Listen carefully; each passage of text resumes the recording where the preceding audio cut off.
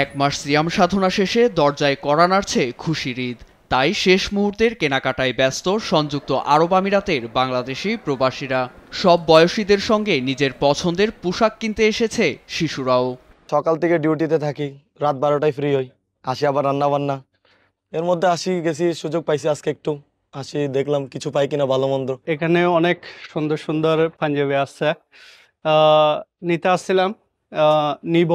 প্রবাসী থেকেও দেশীয় পোশাকের দিকেই ঝুঁকছেন প্রবাসীরা। আবার পছন্দ মতো পাঞ্জাবি ফতুয়া বানাতে দর্জির কাছেও ছুটছেন অনেকে। কর্মব্যস্ত প্রবাসীদের কথা মাথায় রেখে মধ্যরাত পর্যন্ত দোকান খোলা রাখছেন দোকান মালিকরা।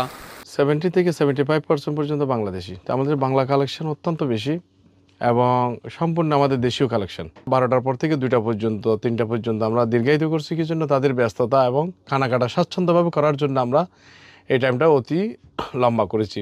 প্রতি বছর ঈদ নামাজ আদায় শেষে মায়ের হাতের সেমাই খেয়ে দিন শুরু হতো, কিন্তু এবার মায়ের পরশ ছাড়াই আরেকটি ঈদ উদযাপন করতে হবে ভেবে কিছুটা চাপা কষ্ট অনেক প্রবাসীর।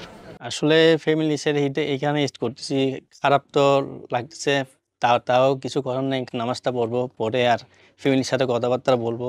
ঈদের দিন আগে নামাজ পড়ে গিয়ে মার হাতে সেমাই খেতাম, এটা খুবই আনন্দদায়ক।